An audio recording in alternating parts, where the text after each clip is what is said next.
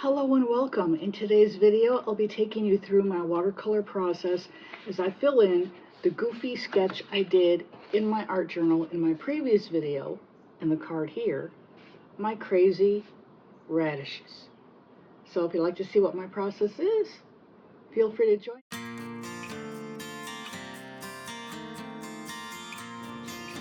Okay, all I'm using for this are just a few brushes of various sizes. These two larger ones are like for background work. And then I've got these two, which are just for detail. This is a stiffer brush, so it'll help me to get smaller details, even though it looks like it's larger than this brush. This is a number 4, 𝗵𝗵𝗶𝗃𝗃 by Creative Mark, round. And this is also a number 4, but this is by 𝗵𝗃𝗏 Polar. It's a white nylon brush, so it gives it a much more stiffer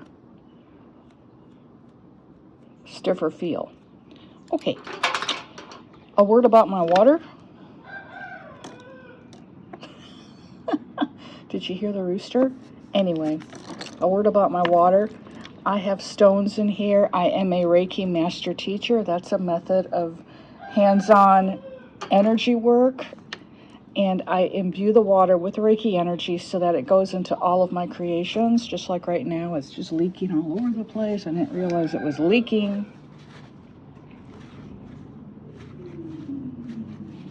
Okay, took care of that. And then I have a kneaded eraser because I want to get rid of the pencil lines on here. And so I'm just going to go and gently rub them off.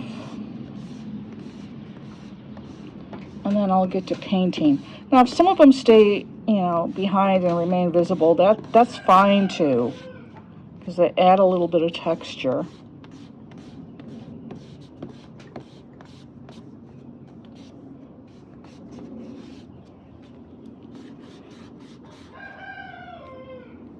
Yeah, that rooster is something else. I don't know if he's coming out in the video or not. I am going to go over to I'm going to go to voiceover here in a minute, just because our neighbors have a new dog. They got him or her over Thanksgiving of 2025.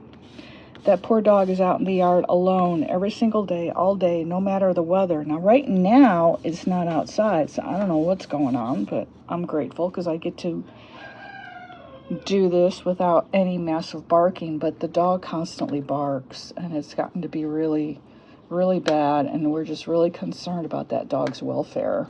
I'm going to take my Reiki infused water and I'm going to put it in my little spritzer. This is what I use to activate my watercolors. I just spritz a bit of water on them, get them all good to go. I'm going to do this off to the side because I don't want to spill water on my sketchbook. Okay.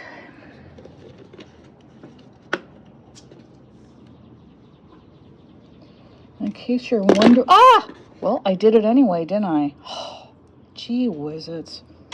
Okay, hang on. My doggone it wrist. I had wrist surgery in October, and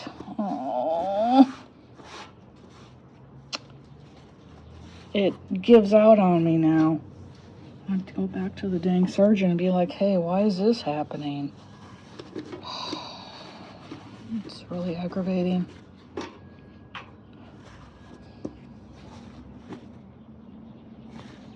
Okay, well that's a school bus. I'm sorry about all the noise. I'll probably go ahead and just take out the sound here and just do a voiceover for the whole damn fucking video. I'm just really pissed right now. Really, try to have a good time here. And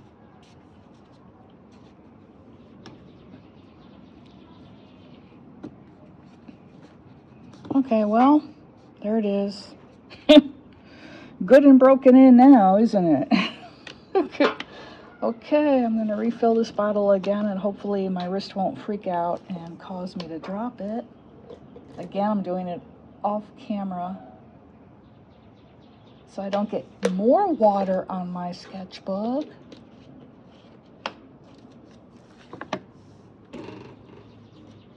And as I was saying before I was so rudely interrupted, this is by Ranger. These are available at any scrapbooking store and online on Amazon. I'll try to remember to put a link in the description below. I am an Amazon affiliate, so all of my links do earn me a teeny tiny commission, but that's at no extra cost to you.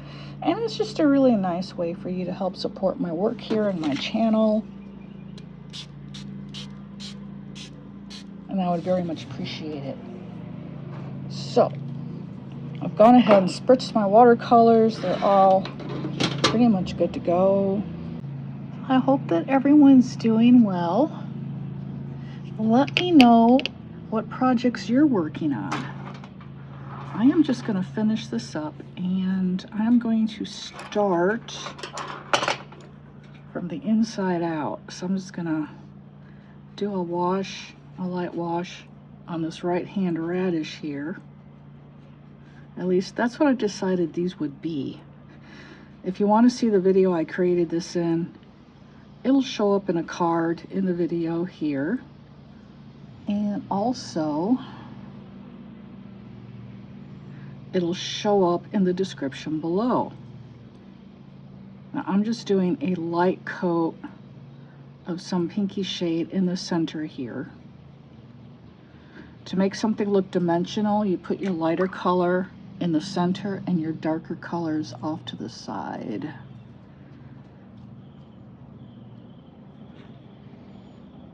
Huh. Okay, this is a new color in this palette, this one I'm using here, and it's a lot lighter than I thought it would be. I need a darker color here.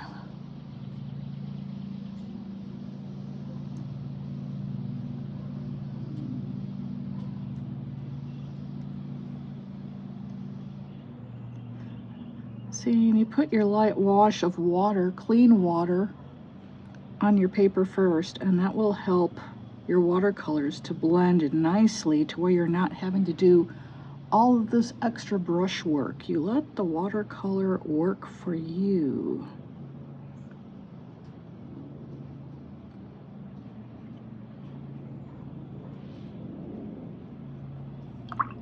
Okay, now I need more of a red. That would be cranberry.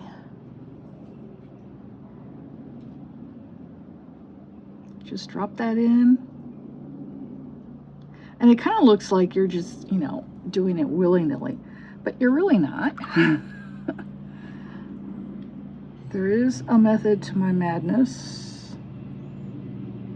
You may want to dry off your brush a little bit. You don't want to introduce too much water to the paper, or you'll end up perhaps creating a hole in your paper, because the fibers can only absorb so much water.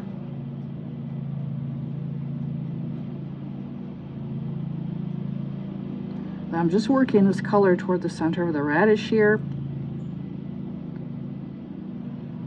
And then I'm going to add a little bit more. I'm going to let that dry a little bit and work on the other one. Again, I'm just adding clean water to it. If you use a dark outline with your watercolors in pen, be darn sure that that pen is waterproof. And I'm just basically painting this one the same way I did the other one.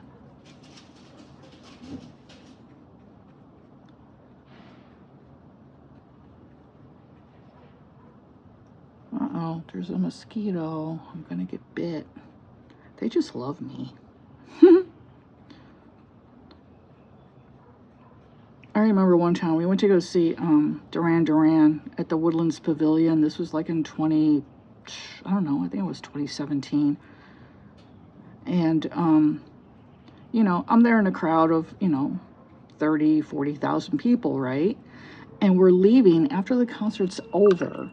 And I'm just covered in mosquito bites. And I'm telling my husband and daughter, gosh, you know, the mosquito bites were so bad. I mean, the mosquitoes were so bad at the concert, weren't they? I got all bit up. And they look at me, they're like, you did? I'm like, yeah, see, look. And I'm showing them, and they're like, well, we didn't even know there were any mosquitoes out. I mean, they didn't get bit at all. And and then I saw this lady there near us, and I asked her, I said, hey, did you notice there were a lot of mosquitoes over there at the concert? She was like, no. And I'm like, well, wow, I got all bit up. And she was like, oh, they must love you. I said, I guess. So that's what happened.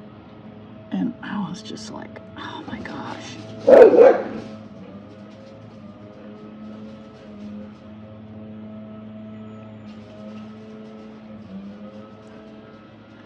Now, if you notice that your watercolor is starting to dry out on your paper, you can go over it again with clean water. Be sure to dry off your brush a little bit. Again, you don't want to add too much water. And just blend that color in toward the center. Now I'm just using the same method on the other radish, starting dark along the edges and working toward the center. Okay, I'm going to wait for them to dry, and I'm going to work on the leaves. Now, you got to be careful that your colors don't blend, because you're going to be using red, then you go to green. Red and green are complementary colors on the color wheel, and if you don't know what a color wheel is, you can go ahead and Google it. But red and green are at opposite ends, opposite sides of the color wheel, and that's why they're complementary. If you mix them together, you'll get a muddy looking brown. So I know this paint's a little wet, this paint's a little drier, so I'm going to start on the leaves for this radish first. I don't want any of the green to hit that red of the radish if I can at all help it. So again, I'm going to start here on the far right hand side. I am left-handed, as you can see. It's important that you start on the opposite side of the page, opposite to the hand you write with, your dominant hand, because you don't want to be dragging your hand through your wet artwork and ruining it. And then again, just like with the radishes, I'm going to start with a light green for a base coat here. Isn't that pretty? These are handmade watercolors by Deep Light. That's a lot. But oh well, you can take your brush and wet it and plop it on here and pull off some of that, and then you can take your paper towel and pull off a whole lot, and a lot more than you thought you would, but then just spread it around again. Okay, because you do want a bit of a highlight. I mean, you don't have to, you know, it's an art journal. We're not going for realism here. We are just having some fun. The shadows will be along the bottom. So your darker color should go along here.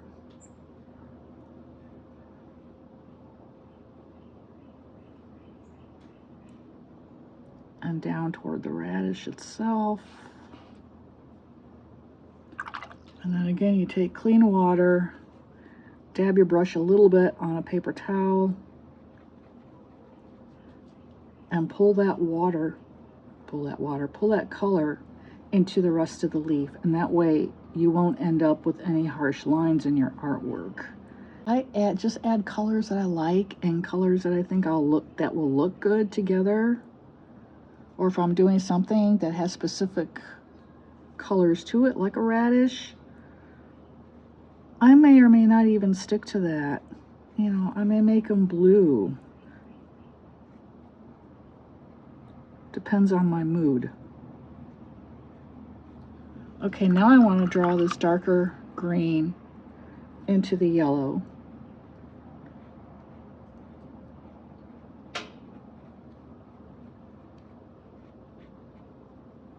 And then I want to make it darker along the vein. So I'll go to a much darker shade of green here. It's going to spread because it's wet, but that's okay. Again, we're not going for perfectionism.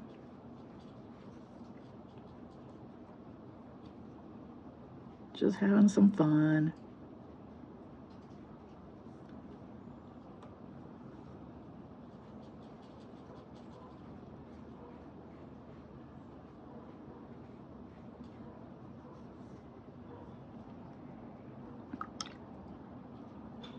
I'm going to go in with, can't see the names of the color. Okay, metal green would be nice.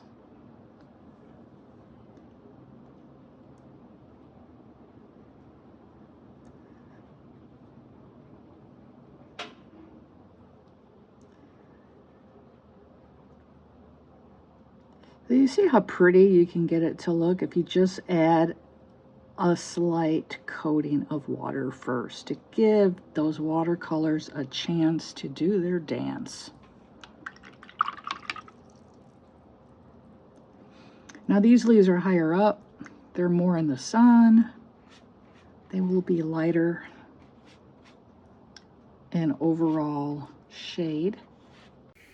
As I continue to paint, the remainder of this project I'll be doing a voiceover with a little bit of music in the background just because the neighborhood dogs decided to go ballistic for the remainder of my video.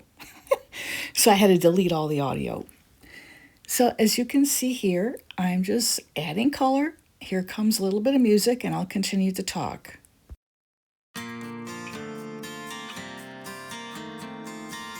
Now I'm just adding darker and darker green just to add a little bit of dimension to these leaves, keeping in mind the tops of the leaves will be lighter than the base of the leaves. As you move away from the sunshine, the colors will get darker.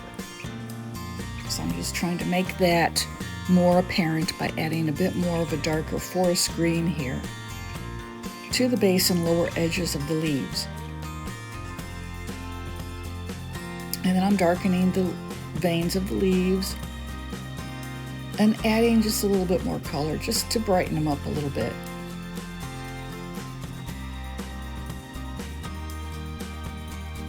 And this one I got a little too dark, so I added some water, clean water, to lift up some of the color.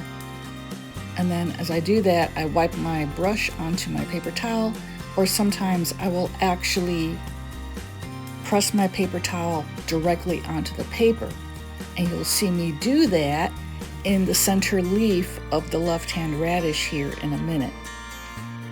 And that leads to an interesting little pattern, but of course I'm adding more color so that pattern will not show up. You see here, I went in with the color I was using for shadow by mistake. And so I'm trying to figure out, okay, what am I going to do with it now?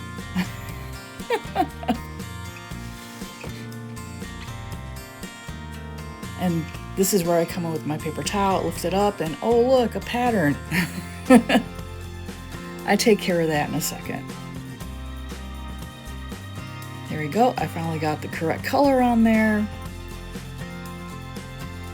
And again, you know, this is just a sketchbook. It's for your eyes only. You don't have to show it to anyone if you don't want to. And once you're finished, you close the cover of your sketchbook, and even you don't have to look at it if you don't want to. So it's just a safe place for play.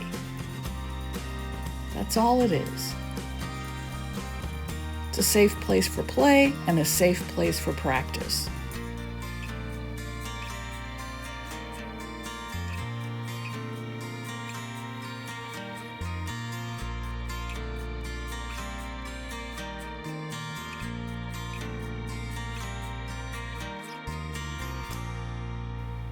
Now here, all I'm doing is adding a bit more color to the radishes just to make them look a little bit brighter and a little bit more dimensional. It's not really working out the way I want it to, only because this part of the paper already has a lot of water on it. And so when you add more color, the fibers within that paper are holding on to that excess water for quite a while, so it diffuses the pigment. And now I'm going to go in to start working on the background here. And again, I'm using Not very clean water, but it doesn't matter because now I'm painting dirt. You don't need clean water to paint dirt. The dirtier your water, the better. So that's what I'm doing here, going in with some browns and mixing up a dirty hue at the base of the page.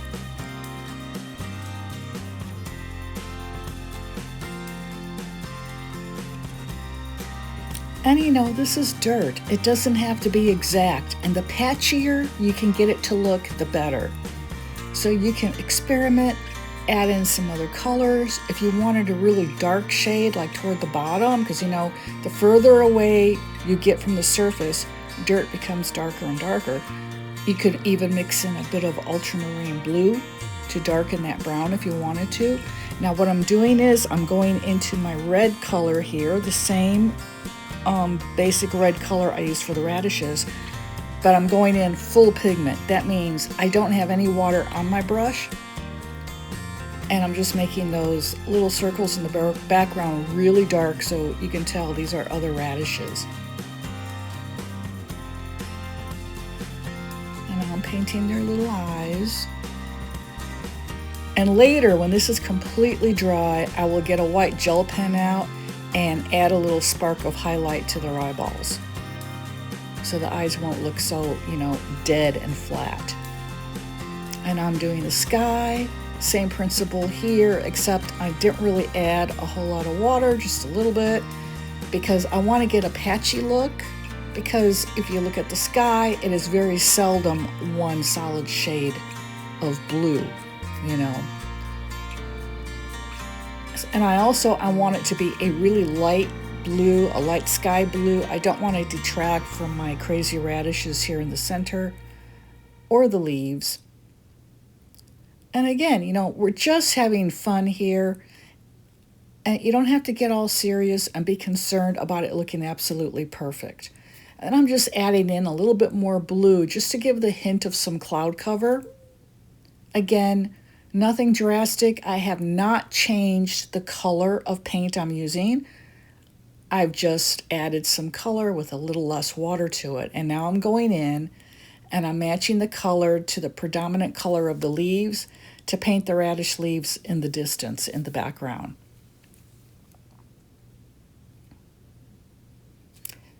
And that's pretty much it. And then I'll continue working on this inside the house. Don't have to worry about the dog.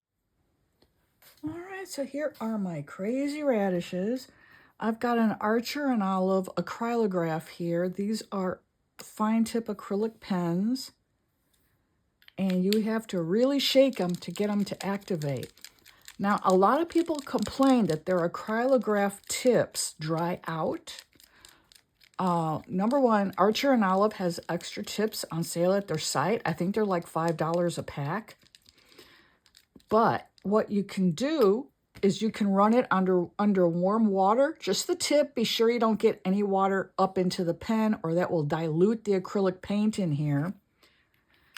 And really warm water for just a few seconds, and then rub a paper towel on it, and it'll dry off the tip and pull off any dried paint, because acrylic paint is water soluble. And that way you can clean off your own tip and reactivate your pen. And then I just get something that's dark color just to see how the pen is working. You press down to get the ink to flow into the nib, sometimes a little too much. And so then you got to reach for a paper towel, which has important notes on it. And just dry it off a little bit. And go back to your little bit of scrap paper, whatever you're using. And now it should be safe, famous last words, to add a little bit of a highlight. And I don't want anything too startling for a highlight, because the colors in this are somewhat muted. And so I want to keep them that way. Come on, don't tell me you're going to be a booger. Let me grab my paper towel again.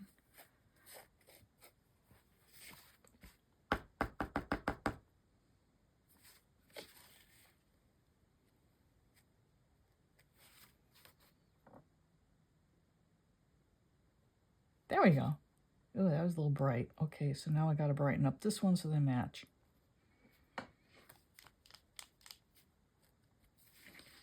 Okay.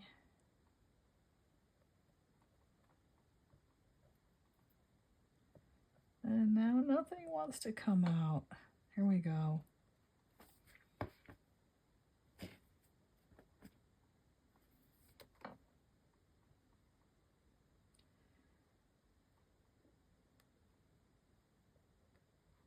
And you just take your time. You know, we're not in a rush here.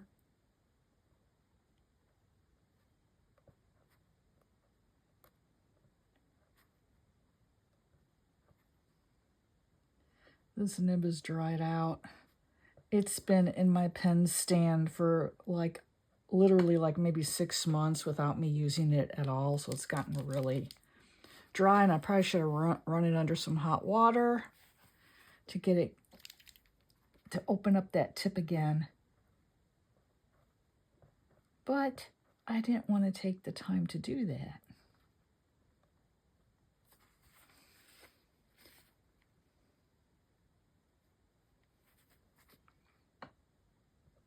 Yeah, a little too much.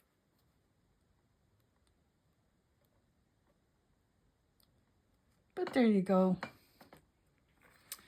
And then they have little teeth. Because those radishes, you know, they need to eat, right?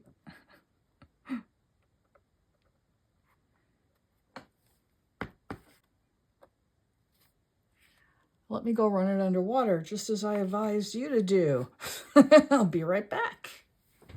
Okay, now we'll see if I gave you good advice or not. Ran this under hot water.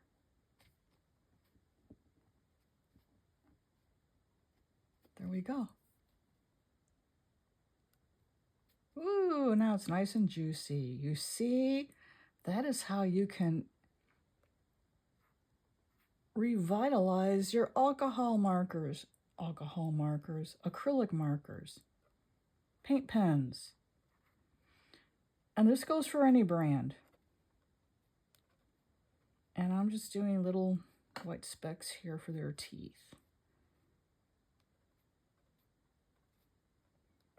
There we go. They are done. And then I also just dry off the sides. I don't want the paint to be leaking down into the cap and solidifying in there. But there we go. There are my crazy radishes. Now I may want to add just a little bit of detail to these leaves. Now they're in the background, remember? They're at a distance. You don't want to use a solid line like I did here. Dashed line, very light pressure with your pen, just to indicate these are solid shapes back there. And maybe just a little bit around the radishes. Just because everything else has got an outline.